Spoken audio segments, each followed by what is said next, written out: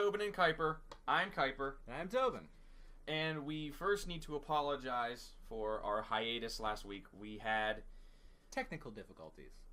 You could say that, or you could say that I'm just an idiot with a computer and recording equipment. Alright, you're an idiot with a computer. Yeah, I really just don't know what I'm doing.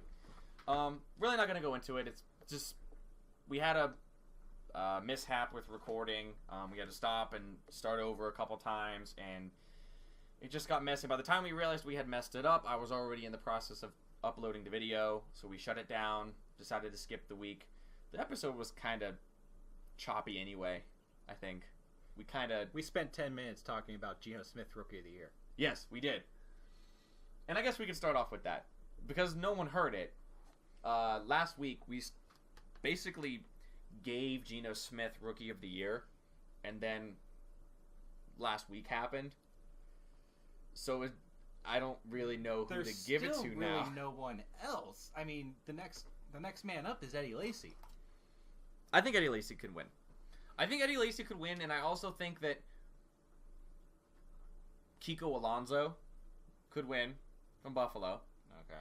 I also think he would have to have a really standout end of the season. I understand he's been doing very well as a rookie now, but he would have to have an amazing second half. Kenny Vaccaro for the Saints, the safety they have. All right.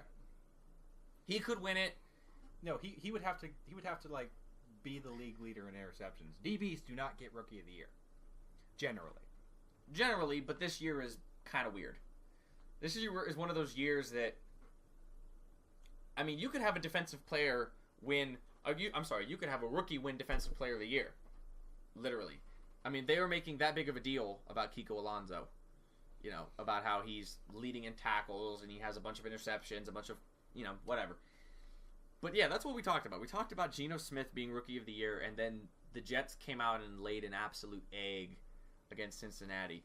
And another thing that you guys didn't get to hear was a term that I brought up called the Geno coaster, which is normally used to refer to Tony Romo. The Romo coaster is the better coaster. I love the Romo coaster. But the Romo coaster's kind of been steady lately. Yeah, it hasn't had a lot of big drop-offs. Even though they lost, Romo was really good last week. Yeah, he was. So, the Geno coaster. And the reason why this phenomenon exists is because, and this is absolutely true. I went back, I've documented it, I keep track of every single game, every single week. The Jets, this is how the Jets have gone through the first 8 weeks of the season. This is their, in order, wins and losses. They went win, loss, win, loss, win, loss, win, loss. They have won every single odd-numbered week, and they have lost every single even-numbered week. So, you guys can all go to Vegas and mark down that the Jets will go 9-7. Because their bye week is week 10, which means they're going to play more odd-numbered weeks than even-numbered weeks. 9-7, easy. You can peg it down. 9-7, right? Yeah, sure. Yeah, you can peg it. I'm serious. Like, they got New Orleans this week. Good luck. We'll get to that. We'll get to the whole New Orleans Jets thing. We're gonna start. Besides the fact we had to clear up a couple things that happened last week, the playoff picture is finally kind of, I guess it was kind of clear a couple weeks ago, especially with the AFC, but now with the NFC, it's also sort of clarifying itself, especially with, the Bears losing Jay Cutler. We all kind of now realize that we're only going to, we knew it going back to week 3, that we were only going to get one team from the NFC East. And now it's pretty clear it's probably going to be Dallas. I don't think Dallas deserves it. They're going to limp in at 7-9. Yeah, they're gonna limp into the playoffs. And congratulations, the Cowboys. And here's the thing: the Cowboys are going to be so excited that they won the division and we beat out the Giants and we beat out. Congratulations, you're the best team of the worst division in football. Like the worst. The NFC East is the worst division in football right now. So congratulations, whoever wins that division. But we're only going to get one team from it. So, and I guess some people, including myself, kind of thought Atlanta might still be a good team, but they're not. So I guess that sort of clarified a lot of things. So the playoff pictures right now in the AFC, the current standings, you have the Chiefs as a one seed, the Bengals as a 2 seed, Patriots as a 3 seed, Colts at a 4, the Broncos are the 5 seed, and the Chargers are the 6 seed. Right behind the Chargers are the Jets. The Jets are the only team, aside from the Chargers right now. The Jets are obviously outside the playoff hunt, but they're the only team in the AFC, other than those 6 teams that I mentioned before, that have a record above 500. Well, at 500. They're 4-4. Because right after that, you have the Titans, Ravens, Raiders, and Dolphins that are all at 3-4. So no other AFC teams are above 500. So you look at the NFC, obviously you have the Seahawks, the Saints, the Packers, the Cowboys, and then the Niners is the 5, the Lions is the 6. But then you go down from that, you still have the Panthers that are 4-3, you have the Bears that are 4-3, and you have the Cardinals that are 4-4. And then everyone after that is just god-awful. Yeah, because the next team after that is, the revolutionary Chip Kelly Eagles. Yes. I really made an ass of myself going out on the air and saying that the Philadelphia Eagles were going to win the division just because my brother said so. But, hey, I was trying to justify me picking them against Dallas. So, that's how I justified it. Okay. But, granted, Dallas didn't look that great in that game either. But, Dallas ended up winning the game. Made an ass of myself. Oh, well. Things happen. So, that's the way it stands now. Fast forward, these last few weeks. Go back all the way through Week 17, the games end, the perennial NFC East showdown of the winner gets to go to the playoffs and the loser doesn't, because that's how it always is. That game ends. And Dallas loses. Oh, wait. They can't this year. Exactly. So, everything's done. What are your seedings in order, 1 through 6, each conference? Where does every team fall? And who? So obviously, you're saying who are the matchups going to be? All right, I'll start with the NFC. You'll start with the NFC. Okay. Yeah, because it's a little easier to predict. Yeah. I'm going to go with New Orleans 1, Seattle 2. Okay. So New Orleans and Seattle are the two. Basically, the NFC is either going to go through Seattle or through New Orleans. Yeah. Okay. And then I'm going to go with Green Bay, Dallas, because of course. Okay, yeah, Dallas, yeah. Then I'm going to take the Lions and then the Niners. It's the same 6 that are in there, but I don't trust it. I don't trust the Panthers, Bears, or Cardinals to get in there. So you like the picture right now? You just think it's out of order? Yeah, I think the picture is going. I think the matchups are going to be Niners, Packers, Lions, Cowboys. Okay, well, why do you think the Lions are going to finish higher than the 49ers? Because I think the 49ers could actually still top the Seahawks. I truly believe that, because I think the Seahawks have, in the last week especially, showed it that St. Louis is not a good team. They're not a good team, and I understand divisional things are different, but now go ahead. All right. Now with the Seahawks, the reason I have them below the Saints is because New Orleans has, let's say it, an easier schedule. They get to play the Panthers twice. They get Tampa. Are the Panthers actually an easy matchup though? Late in the year, yeah. Okay. They get them. They get them in like 2 out of 3 weeks. They go. So the whole Kansas City Denver thing. Yeah. Get them 2 out of 3 weeks. And again with the Lions and Niners, the reason I flopped them is because San Francisco and Seattle, they kind of look like they're good. Don't get me wrong, but they're little overrated for where they are, and I think Detroit may pick up a few more wins than San Francisco can. Detroit still has to play Minnesota. They have to play now a depleted Chicago team. That's this week. So, no, the Bears play Green Bay this week. Oh, I'm sorry. That's after their bye. Yeah. So, I don't know. Like, going into it, I had the 49ers as the best team in the NFL. And that's before they lost Olden Smith. And it was even without Mario Manningham and Michael Crabtree. I had the 49ers as the best team in the NFL. And like I was going into it earlier, watching the Seahawks play the Rams, and I understand you chalk it up as the whole, it's in the division, and every single division game normally, quotations, normally, is a very tough game. But, I mean, they crushed Arizona at home. And that was a game I thought Seattle was going to lose. Because I like Arizona more than I like St. Louis. So, seeing them crush a team that I thought that they were going to get a tough time from, and then, oh man, St. Louis, oh, they're going to blow through St. Louis, and then they don't, and they barely win. I'm not trying to say I don't think Seattle's a top 5 team, but I think San Fran can overcome, because first of all, the Seahawks aren't going to beat the 49ers twice. So, I don't think so. So, technically speaking, let's say they both have 2 losses. All right. I think San Fran wins more games than Seattle does, on the principle that San Fran has been to a Super Bowl and should have been to 2. They should have been the team to face the Patriots 2 years ago, not the Giants. They were a Kyle Williams fumble away from being the team that plays the Patriots. So that I just trust that team more than I trust Seattle.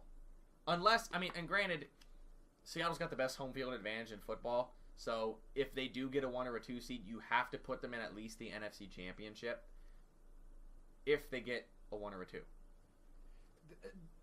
You're asking me to predict 9 weeks in advance. Yeah.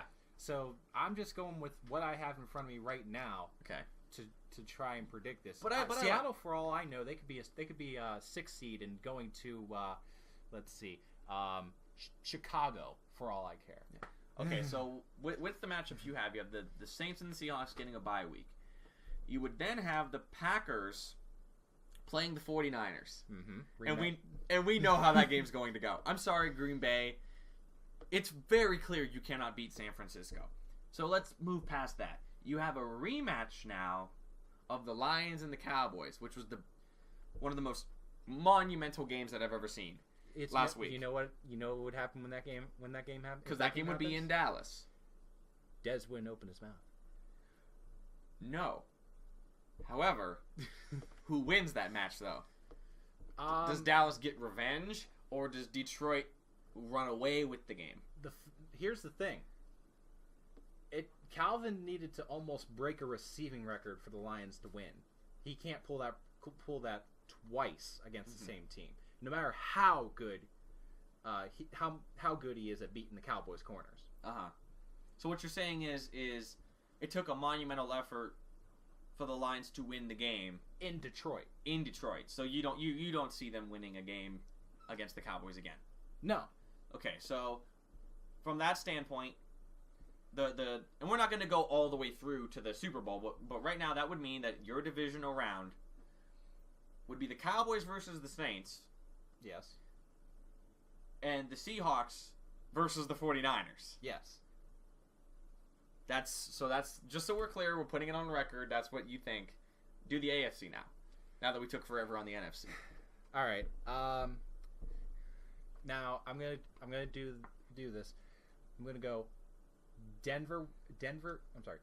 Cincy is the 1. Cincinnati is the 1. Denver is 2. Okay. Colts is the 3. Patriots is the 4. And I round out the top 6 with the Chiefs and Chargers respectively.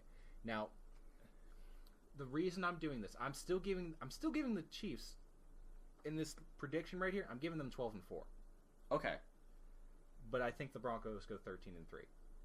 Okay. And I'm giving Cincinnati 13-3 in like strength of schedule type deal. Or a better division record. Yeah.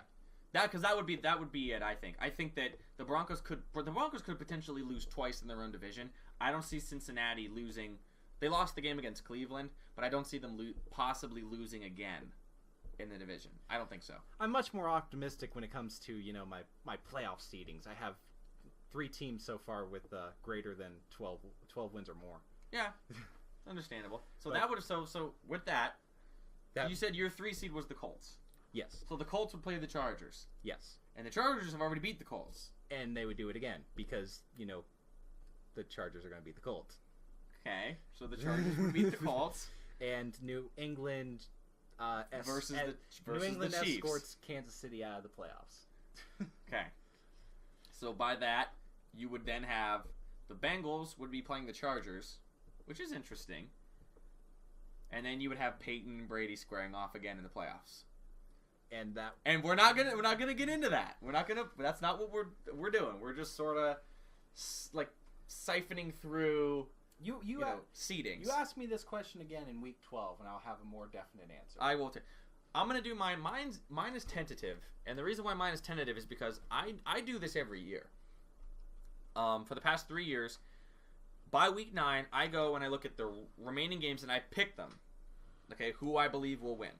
You look 9 years into the future, 9 weeks. and 9 weeks, and you pick the winners. And then, if I'm right on every single game, if I pick 100%. You make the seedings that way. That's the way I've done it for the past 3 years. But right now I'm sort of doing it the way you're doing it and just kind of flying by the seat of my pants. But this is what I'm gonna have. I'm gonna start with the NFC also. Let's see. I think, you know what? I agree with you on the Saints. The Saints do have an easier schedule than either the Seahawks or the 49ers. So I think the Saints get the number 1 seed, meaning, no one is going to roll into New Orleans and beat them very easily. So the Saints are at the 1. I'm going to say the Packers are the 2 seed. The Packers, they've played the tough teams by now. They played the 49ers, and everybody knows that they struggle mightily against the 49ers. Their division, I still think, is extremely easy for them, honestly. Detroit's the next best team in that division, and Green Bay utterly throttled Detroit when they played. So I don't see. So I have the Packers at the 2. Man, okay. I'm gonna. Oh wow. Okay, so remember, you have to. Your next choice is either Dallas or an NFC West team. It's good. What's going to be an NFC West team? Because Dallas is going to be the 4. Wow. San Fran or I'm Seattle? going to go with San Fran. I'm going to go with San Francisco. I think even if they tie, I think in some weird way, like if the Seahawks lose to the 49ers when they play again, and then both teams like tie in record somehow, if they both go 12-4 or something like that, somehow the 49ers will work out the tiebreaker procedures, which I think would be strength of schedule, and get the bid over the Seahawks.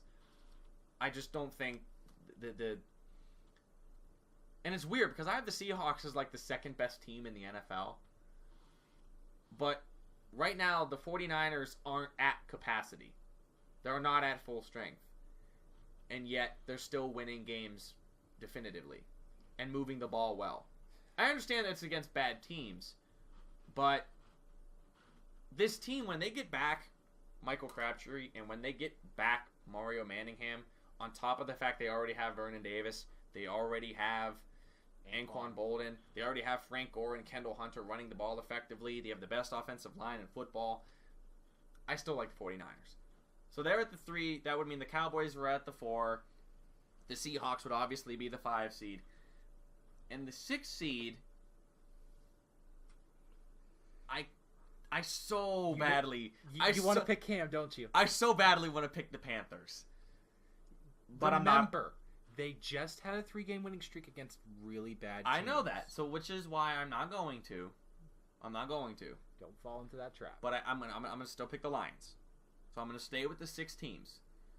So my matchups would then be the Seahawks going to Dallas, Detroit going to San Francisco. And the Seahawks will annihilate Dallas. They will. Tony Romo is not going to be able, because first of all, Cowboys can't run the ball. which means Romo's going to have to win that game. Tony Romo's not winning a game against the Legion of Boom. I'm sorry. Like, he put up 500 yards against the worst pass defense in football, and then the best pass defense in football is going to roll in and just cream them. And just so the Seahawks move on. They blow past Dallas, in my opinion.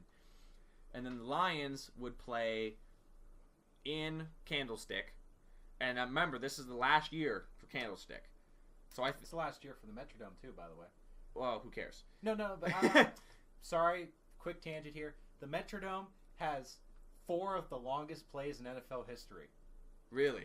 It has the 99-yard touchdown run with Tony Dorsett, the one where the Cowboys only had 10 men on the field, so that's the record forever. Mm-hmm. And it has the longest kick return. Yeah. Twice. Yeah. Because Cordero Patterson last week. And Cromartie had one. Yeah. And I forget the 4th one. Yeah, the 4th one. Well, that's sad. I in respect to the Metrodome, it's a great. But we're talking about playoff teams. So Candlestick Park, the last hurrah for Candlestick Park. I don't think the Niners could lose. If they get a home game in the playoffs, they're not going to lose because literally, it's their last time playing in the playoffs in that stadium in San Francisco because they're moving out of the city. Exactly. So the San Francisco wins that game. So that would mean my matchups would be the Saints to play. Well, since it would be the lowest seed, they would play the Seahawks, and then you would have the Packers playing the 49ers. And we're not going to get into that, but all right, AFC. We'll move on. AFC. The Chiefs are the number 1. You have too much faith in the Chiefs. The Chiefs are the number 1 seed. If they're the number 1 seed, what's their record? 13-3. Okay, continue. The Chiefs are going to go 13-3. If they lose, they're going to lose once to Denver. I don't know when, but they're going to lose at least once. They're probably going to lose once to San Diego. And then the third loss is either going to be to Washington or Indianapolis, but they're not going to lose to both. So I think the Chiefs go 13-3. And that would be the best record in the AFC with 13-3. The 2 seed is going to go to the Colts.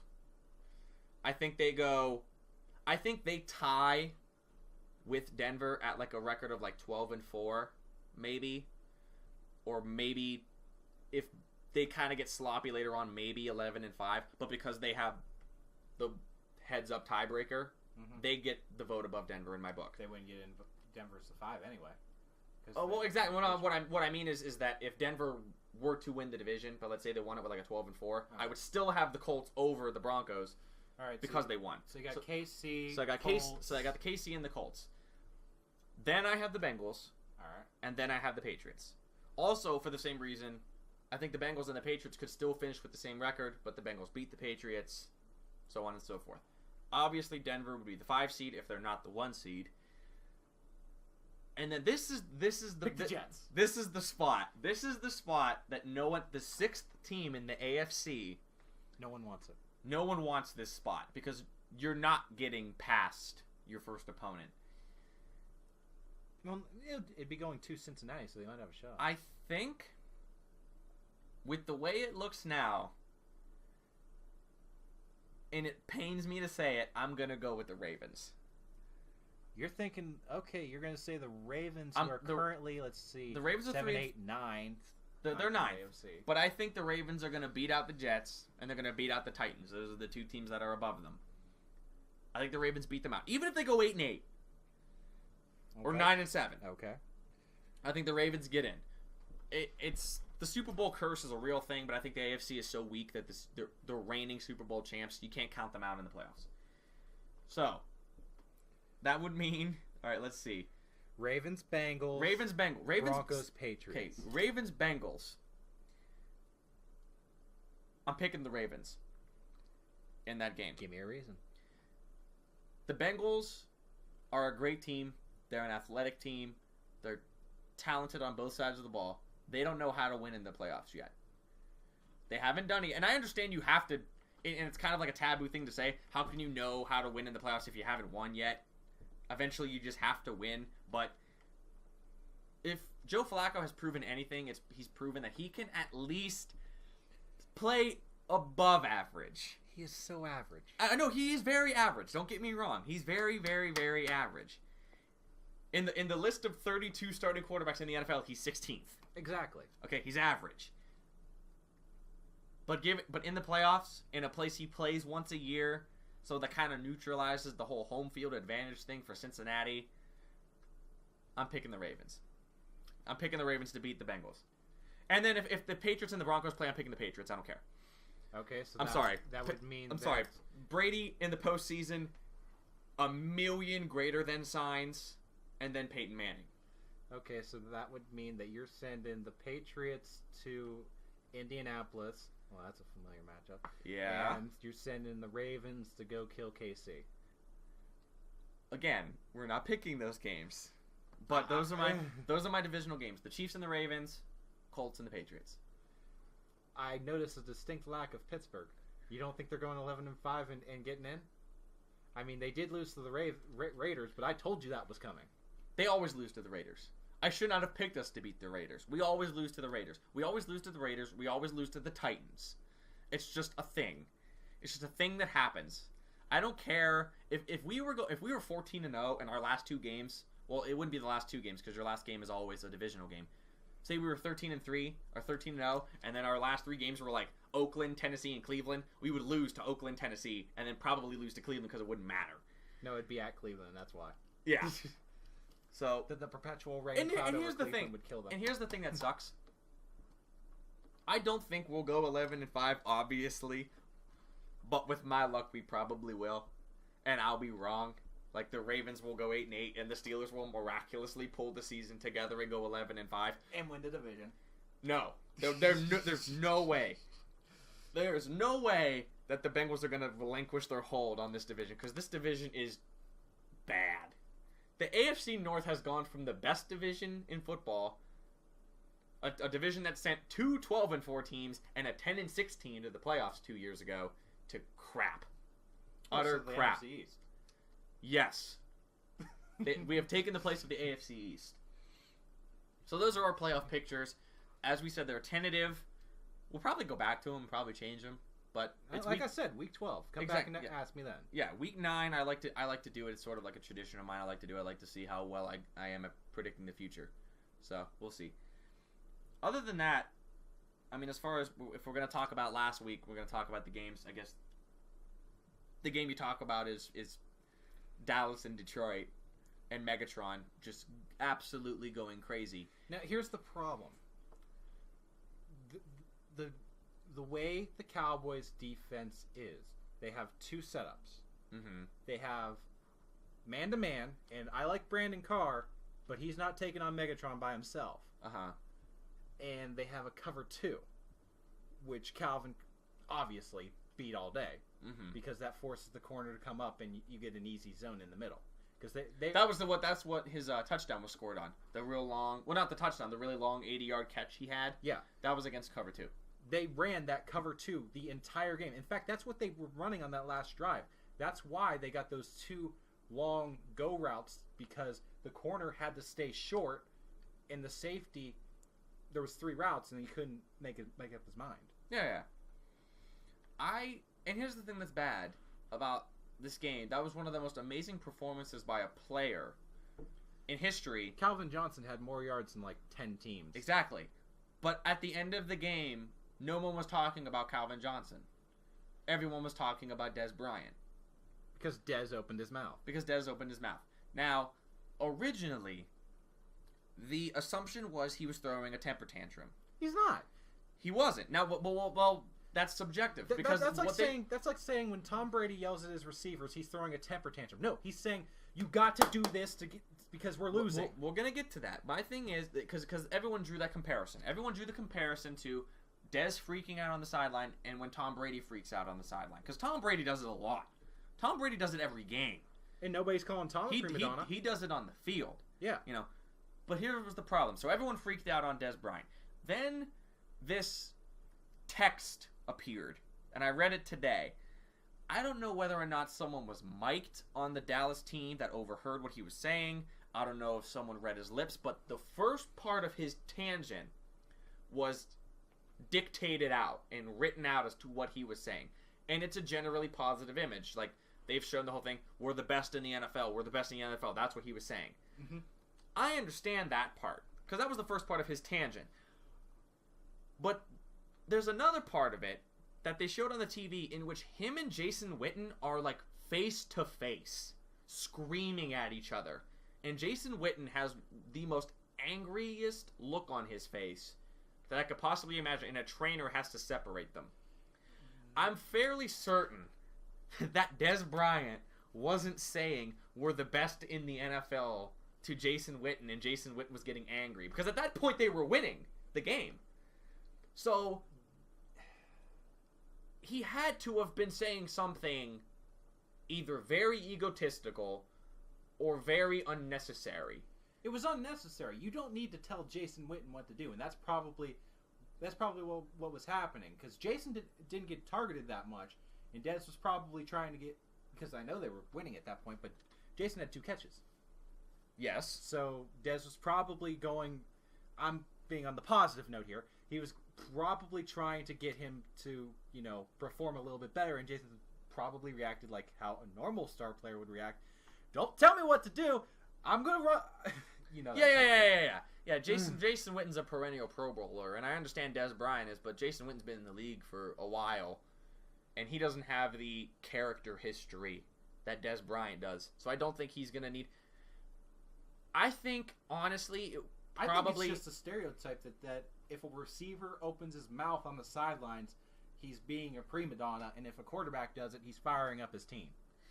Is that an incorrect stereotype? That's a product of Terrell Owens.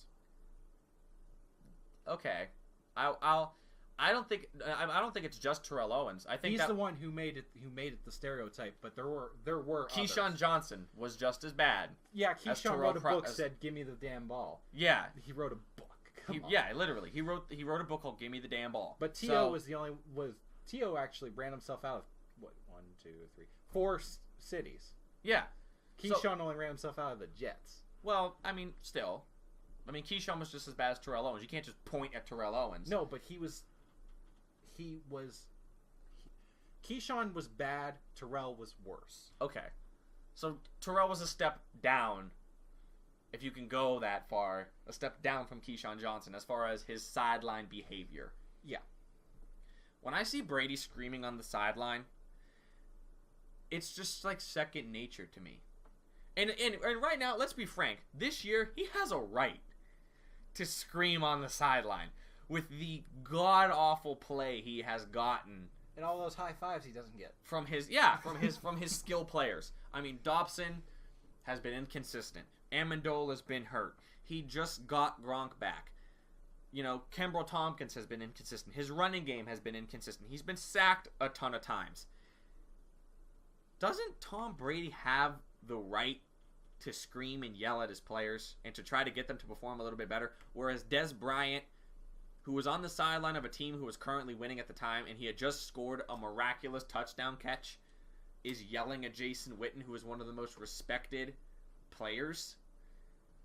Like, I don't really care what he was saying.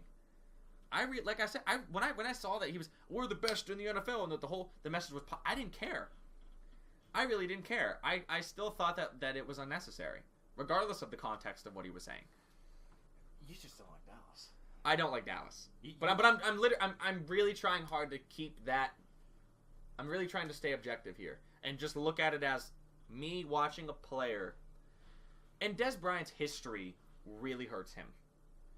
Honestly, if it was Andre Johnson yelling on the sideline, I'd be like, whoa, like Andre Johnson, like holy crap, he never speaks. I mean, he doesn't even do interviews, That would be different if it was somebody like Larry Fitzgerald. If Larry Fitzgerald went off on the sideline, I think the NFL would shut down. Larry Fitzgerald is such a chill guy. I know exactly. That's what I'm saying, though. You don't expect it from those guys. You expect that kind of behavior from Dez Bryant. You do. So I don't like, and they made this big deal about it. I don't really care what he had to say or what he was saying. No, the problem is that there was a camera on Dez the entire game because Calvin was doing so great after Dez opened his mouth. So do you think that had something to do with it? That Dez was a little bit ticked off because Megatron went off for 300 yards after he ran his mouth? Because Dez had, 3 catches, 72 yards, and 2 touchdowns. That was his stat line. That's a fantastic stat line, though. Calvin Johnson That's had amazing. 14 catches, 326 yards, and a touchdown. He could have had 2. Real quick, though. Is Dez Bryant the second best wide receiver in the NFL? Real quick. Right now, yeah. He is. Right now, yes.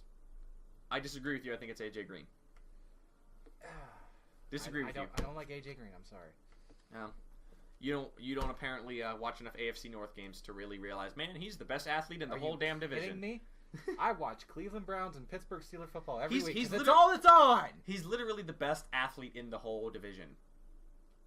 Like roll up Pittsburgh, Baltimore, Cleveland, and Cincinnati into one team. He's the best athlete. I think the reason I don't like A.J. Green as much is because Romo is better than Dalton. So. Oh, yeah, okay. I understand that. All right, well, now we're going to do game picks. Last week, I went 10-3. I don't know what you went. I don't know if you kept track of yourself, but I went 10-3. I actually forgot what I picked. I'll tell you truthfully right now. I'll just go over it real quick. It's over.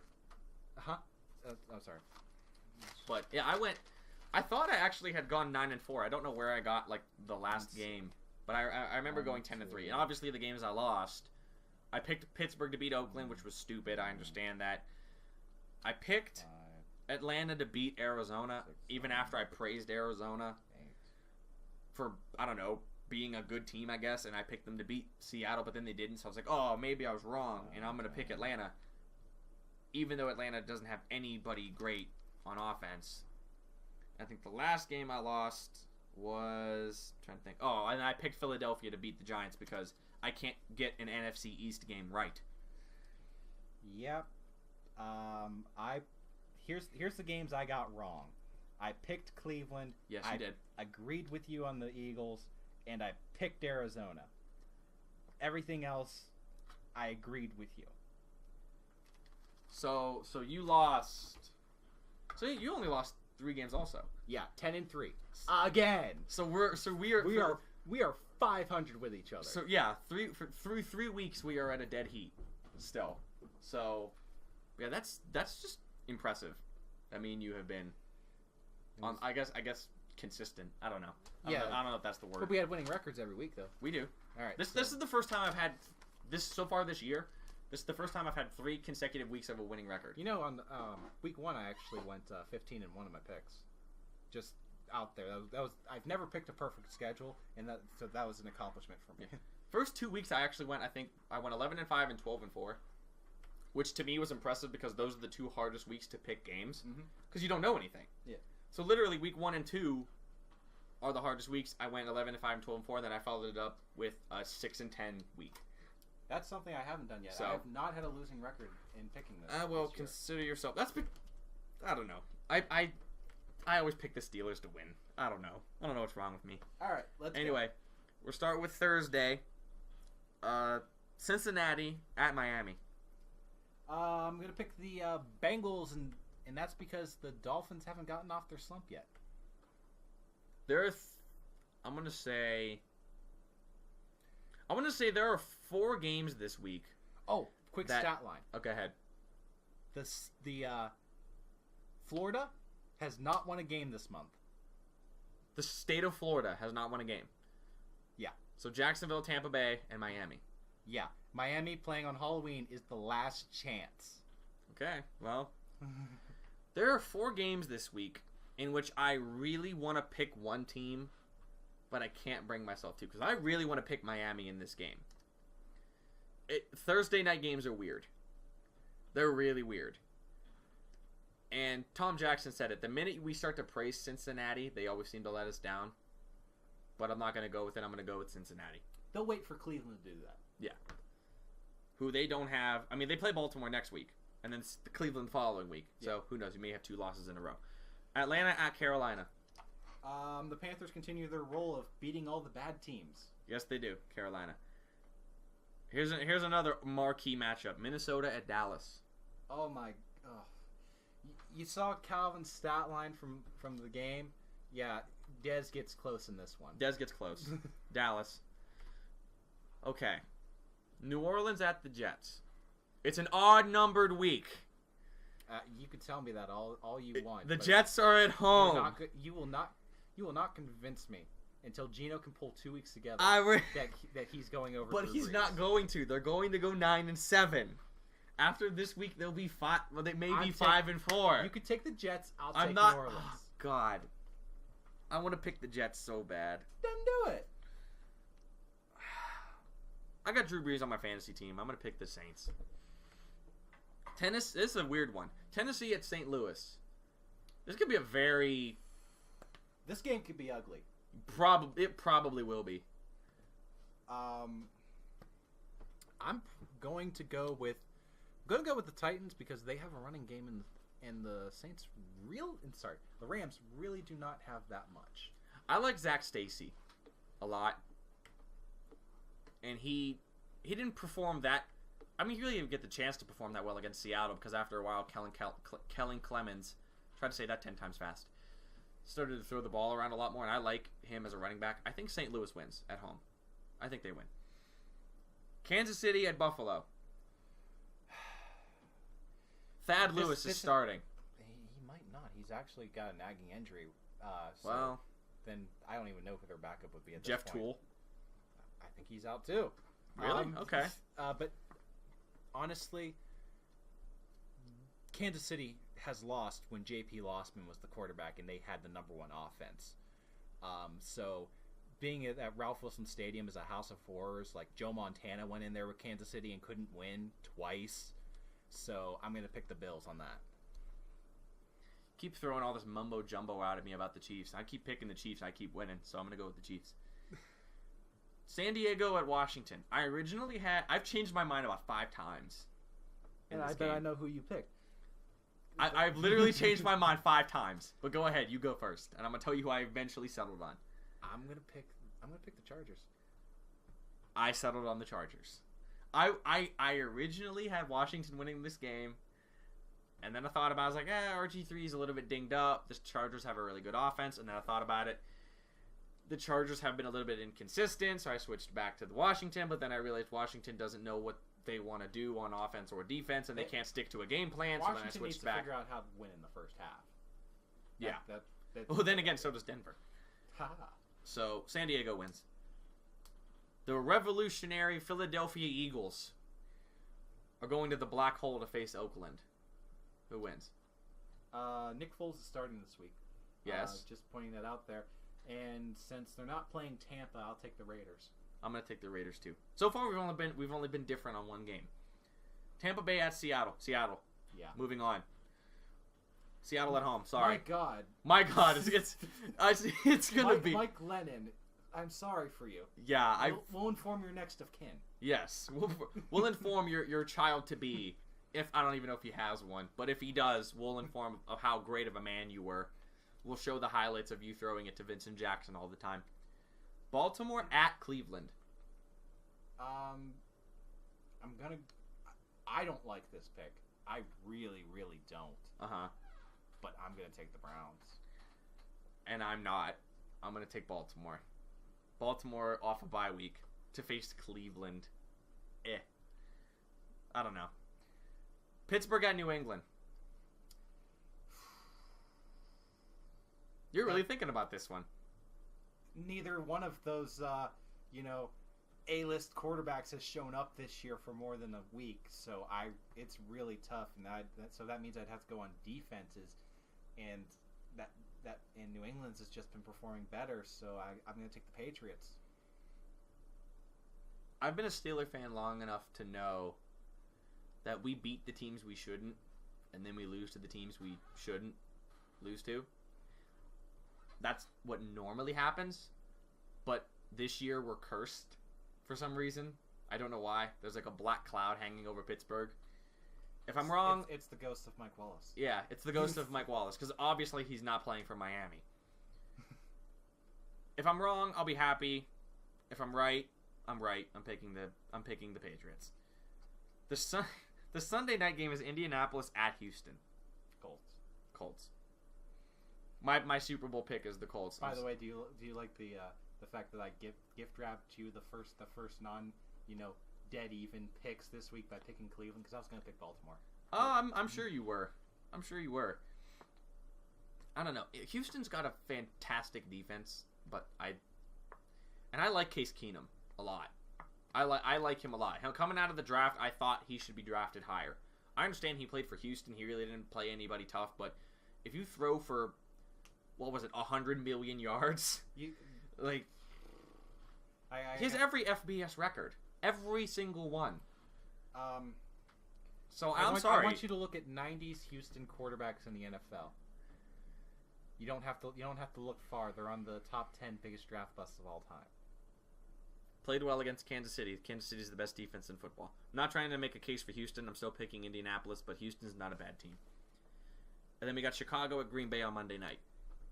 Packers. Yes. Greatest rival. It's always a good game, but I don't see how Luke McCown can outduel Aaron Rodgers. So. Is it Luke? I thought it was Josh. That's Josh. Did I say Luke McCown? I did not mean to do that. I meant to say the McCown brothers are like, the Manning brothers. If it was just Eli from this year. Yeah. Eli from every single year he's led the league in interceptions. So those are our picks. Sorry about last week. Hope this episode made up for it. And there's one more thing. If I beat you this week in the picks by Cleveland and Buffalo winning, yes, I will personally try to go 0 for everything next week in the picks. You will purposely try to pick the teams that will lose. Yes. All right. We'll deal with that. You heard it here. You heard it here first. I'm Keiper. And I'm Tobin. We'll see you next week.